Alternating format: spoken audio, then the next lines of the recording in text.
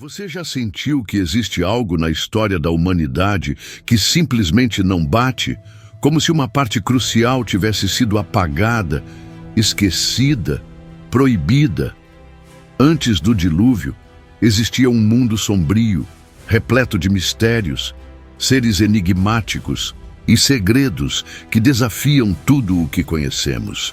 Mas por que isso foi escondido? O que eles não querem que você descubra? Hoje, você terá acesso à verdade que pode mudar tudo. E depois disso, nada mais será como antes. Mas e antes do dilúvio? O que realmente aconteceu para que Deus decidisse recomeçar a humanidade? Entre sombras e segredos antigos, uma história perturbadora foi enterrada pelo tempo. Quem eram os misteriosos filhos de Deus mencionados nas Escrituras? Seriam apenas descendentes de Sete ou algo muito mais sombrio, anjos caídos que desafiaram as leis divinas? A verdade pode ser muito mais assustadora do que imaginamos. Muitas teorias surgiram ao longo do tempo. Alguns acreditam que os filhos de Deus eram os descendentes de Sete, a linhagem piedosa, que acabaram se misturando com as mulheres da linhagem de Caim, resultando em uma geração corrompida. No entanto, há uma outra interpretação, ainda mais misteriosa e perturbadora, a de que esses filhos de Deus eram anjos caídos, seres celestiais que abandonaram sua posição no céu para se relacionar com as mulheres humanas. Mas e você? O que você acha sobre isto? Coloca aí nos comentários. E o que aconteceu a seguir foi algo jamais visto antes. Dessa união proibida nasceram os Nefilins, seres poderosos, gigantes em força e estatura, que se tornaram os tiranos daquela era. A Bíblia menciona que eles eram os valentes da antiguidade, homens de renome. Gênesis 6:4.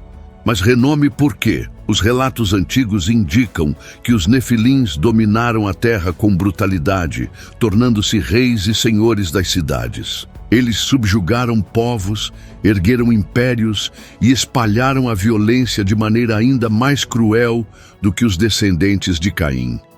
Muitos acreditam que esses seres tinham habilidades sobre-humanas e uma inteligência diferente da dos homens comuns.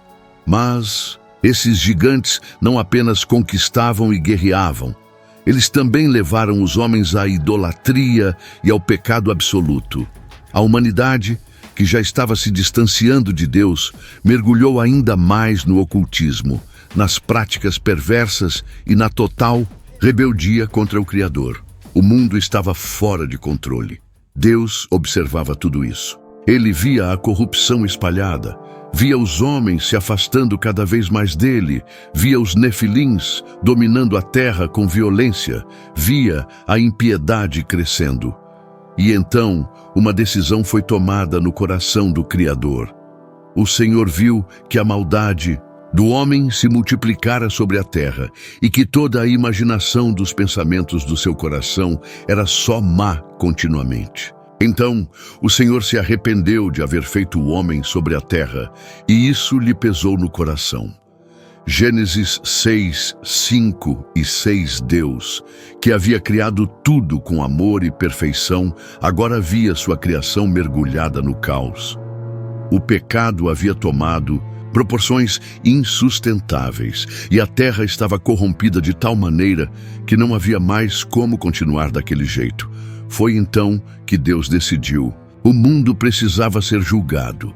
Algo teria que acontecer para limpar a terra da corrupção e restaurar a humanidade ao caminho certo. Mas o que exatamente Deus faria? E haveria alguma esperança para aqueles que ainda o buscavam? A civilização daquela época estava prestes a encarar sua destruição. Mas antes do grande julgamento divino, como era esse mundo perdido antes do dilúvio? Como os homens viviam? Como era a sociedade dominada pelos Nefilins e pela corrupção?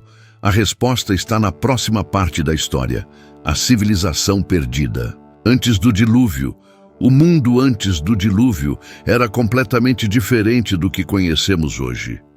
Não havia apenas cidades e povos espalhados pela terra, mas uma civilização inteira que prosperava em conhecimento, tecnologia e cultura, mas, ao mesmo tempo, estava completamente mergulhada na maldade e na corrupção. A humanidade havia se multiplicado de maneira impressionante. As cidades cresciam rapidamente. Monumentos gigantescos eram erguidos e o conhecimento sobre a natureza e o universo era avançado. Muitos acreditam que os homens daquela época possuíam habilidades extraordinárias, capazes de criar construções imensas e desenvolver sistemas complexos de sociedade. Mas junto com esse progresso veio algo terrível. A rebeldia contra Deus atingiu níveis inimagináveis. O orgulho, a idolatria e a perversidade tomaram conta da humanidade. Os nefilins, os gigantes nascidos da união dos filhos de Deus com as filhas dos homens, governavam com tirania e a violência era comum. A moral havia sido destruída e a justiça parecia um conceito esquecido. Os homens não apenas abandonaram a Deus, mas se entregaram completamente a seus próprios desejos, criando ídolos e desenvolvendo práticas espirituais obscuras. A feitiçaria, o derramamento de sangue e os rituais sombrios faziam parte do dia a dia. O respeito à vida desapareceu e a terra estava contaminada com o pecado. Deus olhava para essa civilização e via que o coração do homem estava longe dele. Tudo o que faziam era contrário ao propósito para o qual foram criados. Eles haviam recebido a chance de governar a terra de forma justa e honrada, mas escolheram a arrogância, a crueldade e a perversidade. Então algo aconteceu. Deus tomou uma decisão definitiva. A corrupção da humanidade havia atingido um ponto sem volta. O mal era tão profundo que Deus sabia que não poderia permitir que aquela civilização continuasse. O Senhor viu que a maldade do homem se multiplicara sobre a terra e que toda a imaginação dos pensamentos do seu coração era só má continuamente. Gênesis 6:5 Deus se entristeceu com o que via. A terra, que havia sido criada para ser um lugar de vida, amor e comunhão com Ele, agora estava tomada por violência e destruição. Não havia mais justiça, não havia mais esperança. Foi então que o Criador decidiu. Ele destruiria aquela civilização e recomeçaria a história da humanidade. Mas em meio a toda essa escuridão, havia um homem diferente.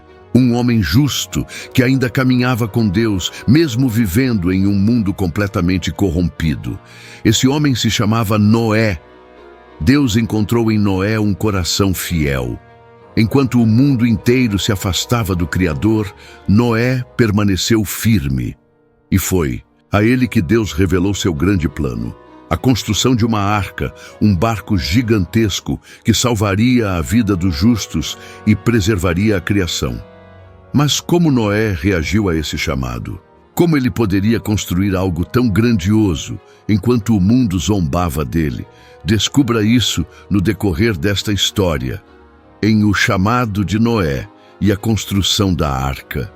No meio de um mundo tomado pela corrupção, onde a violência era a linguagem comum e a maldade dominava os corações, havia um homem diferente. Seu nome era Noé, e ele se destacava por sua integridade e temor a Deus. Enquanto todos ao seu redor viviam em desobediência, entregues aos seus próprios desejos perversos, Noé permanecia fiel. A Bíblia diz que Noé andava com Deus. Gênesis 6:9. Isso significava que ele tinha um relacionamento profundo com o Criador, algo que poucos naquela época sequer consideravam importante. Ele não seguia a multidão, não se deixava corromper pelas tentações e pecados da sociedade. Ele era um homem justo e íntegro. Foi então que Deus decidiu agir. A terra estava corrompida de tal forma que o próprio Criador lamentou ter feito o homem. Mas ele não queria simplesmente destruir tudo sem dar uma chance àqueles que permanecessem fiéis. Por isso, ele escolheu Noé. Certa noite, Noé teve uma visão. Deus lhe falou de maneira clara e poderosa: o fim de toda a carne é vindo perante a minha face, porque a terra está cheia de violência, e eis que os desfarei com a terra. Gênesis 6. Andrese, era uma mensagem difícil de aceitar. O mundo inteiro seria destruído. A civilização que os homens haviam construído com tanto esforço seria varrida da face da terra. Mas Deus não deixaria Noé e sua família sem esperança. Ele lhe deu uma missão divina: construir uma arca gigantesca, um refúgio que preservaria a vida e garantiria a continuidade da criação. Deus então deu a Noé instruções detalhadas sobre como construir essa imensa embarcação. A arca não era um simples barco. Era um colosso de madeira, projetado para resistir ao maior cataclismo da história humana. Deveria ter 300 côvados de comprimento, aproximadamente 135 metros. 3 andares seriam construídos dentro dela, divididos em compartimentos para abrigar os animais e suprimentos. A madeira de cipreste deveria ser usada, e toda a estrutura seria revestida com betume por dentro e por fora, garantindo que fosse impermeável. Imagine a cena: Noé, um homem já idoso, recebendo essa ordem divina para construir algo que jamais havia sido visto antes. Não havia precedentes para um projeto como esse. Nunca tinha chovido na terra da forma como estava prestes a acontecer. Não existiam grandes embarcações, muito menos uma arca daquela magnitude. Mas Noé não questionou. Ele simplesmente obedeceu. Dia após dia, Noé e seus filhos começaram a trabalhar na construção. Tarefa árdua. Exigia cortar e transportar madeira, modelar as peças, encaixá-las e revesti-las com betume. O tempo passava, os anos se acumulavam e a gigantesca estrutura ia tomando forma. Os moradores das cidades próximas olhavam com espanto e desprezo. "O que esse velho pensa que está fazendo?" riam uns para os outros. "Construindo um barco no meio da terra seca? Ele perdeu o juízo." Mas Noé não se abalava. Ele não apenas construía a arca, mas também pregava. Ele alertava o povo sobre o juízo que viria. A cada martelada, a cada tábua colocada no lugar, ele testemunhava sobre a justiça de Deus e chamava as pessoas ao arrependimento. Mas ninguém ouvia. O mundo estava cego pelo pecado, surdo para a voz da verdade. Noé trabalhava sob o calor escaldante do sol, sob os olhares zombeteiros daqueles que viam sua fé como loucura. Mas ele confiava na palavra de Deus. Após anos de dedicação e esforço, a arca estava pronta. Sua imensa estrutura se erguia como um testemunho da fé inabalável de Noé. Foi então que algo extraordinário aconteceu. Os animais começaram a chegar. De todos os cantos da terra, espécies de todas as formas e tamanhos vieram em pares, guiadas pelo próprio Deus. Os leões e os cordeiros, as águias e as pombas, os elefantes e os pequenos esquilos. Todos marchavam rumo à arca, ocupando os lugares preparados para eles. As pessoas ficaram perplexas, mas ainda assim não acreditaram.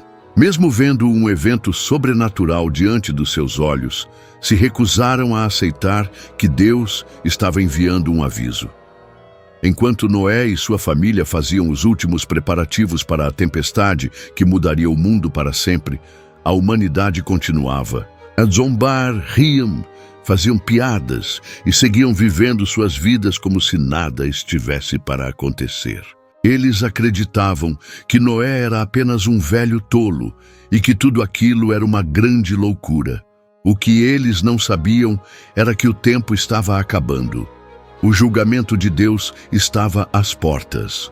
Mas até quando Noé aguentaria o escárnio da humanidade? Como era ser um pregador da justiça em meio a uma geração corrupta e perversa? Isso você verá mais adiante. Não perca, porque a maior reviravolta da história está prestes a acontecer. Bom, já vamos para o final. Mas antes, eu percebi que você ainda não deixou o seu like nesse vídeo. Isso é muito importante para que o YouTube continue a te divulgar nossos conteúdos e assim continuarem te ajudando. Portanto, já deixa o like nesse vídeo, que é de graça. Valeu! O som das marteladas ecoava pelo vale dia após dia, enquanto Noé e seus filhos davam os toques finais na imensa estrutura de madeira. A arca estava quase pronta. Por anos, ele havia se dedicado àquela missão, seguindo fielmente as instruções de Deus, mesmo quando tudo parecia absurdo aos olhos humanos. Mas, enquanto Noé construía um refúgio para salvar sua família e os animais, o mundo ao seu redor se entregava ao escárnio e à corrupção. Noé não era apenas um construtor, ele era um pregador da justiça. Ele não ficava em silêncio diante da perversidade que dominava o mundo. Ele advertia as pessoas sobre o juízo iminente, clamava para que se arrependessem, para que voltassem a Deus antes que fosse tarde demais. O dilúvio virá. O Senhor destruirá toda a carne da terra, ele dizia. Arrependam-se, deixem suas maldades. Mas a resposta era sempre a mesma: risadas, desprezo, zombaria. As pessoas olhavam para Noé como se ele fosse um louco. Veja só esse velho, diziam entre si, rindo. Fala de um tal de dilúvio, nunca choveu assim antes. E esse barco gigantesco vai navegar onde? No meio da terra seca. As festas continuavam, as cidades vibravam de alegria passageira, e ninguém dava ouvidos ao homem que pregava o arrependimento. Imagine a dor de Noé. Ano após ano, ele se mantinha firme, anunciando as palavras de Deus, mas ninguém o ouvia. Ele via pessoas que conhecia, vizinhos, amigos, até parentes distantes, escolhendo ignorar a verdade. Os homens zombavam dele enquanto passavam pelo canteiro de obras. Alguns jogavam pedras na direção da arca, outros imitavam sua voz, fazendo piadas, arrependam-se. O dilúvio vem, gritavam, caindo na gargalhada. Mas Noé não desistia. Sua fé era maior do que a rejeição. E, a cada zombaria, ele lembrava do que Deus lhe havia dito. O dia chegaria, a chuva viria. E então, o riso se transformaria em desespero. O tempo passava e o juízo divino se aproximava. Deus ainda estava dando à humanidade uma última oportunidade. Mas as pessoas estavam cegas pela arrogância, surdas para a verdade e presas em seus próprios prazeres. Não percebiam que estavam prestes a perder tudo. Foi então que algo extraordinário aconteceu. Os animais começaram a chegar sozinhos. De dois em dois, eles vinham de todas as direções, como se fossem guiados por mãos invisíveis. Leões caminhavam ao lado de cordeiros. Águias desciam dos céus. Elefantes marchavam lentamente, ladeados por pequenos coelhos. Mas nem isso fez com que os corações endurecidos se dobrassem. Em vez de reconhecerem o sinal divino, os homens transformaram aquele evento em mais uma piada. Olhem, o profeta dos bichos gritavam. Talvez ele vá morar com os macacos. Eles não sabiam que estavam rindo pela última vez. O tempo da misericórdia estava chegando ao fim. Os céus ainda estavam azuis. O sol brilhava forte, mas o relógio divino estava correndo. Faltavam apenas 7 dias. O que aconteceria nessa última semana? Não haveria mais pessoas se arrependerem? Ou as portas da arca se fechariam com apenas ele e sua família? O destino da humanidade estava prestes a ser selado. Mas o que aconteceu depois que Noé e sua família saíram da arca? Como a humanidade recomeçou após a maior destruição da história?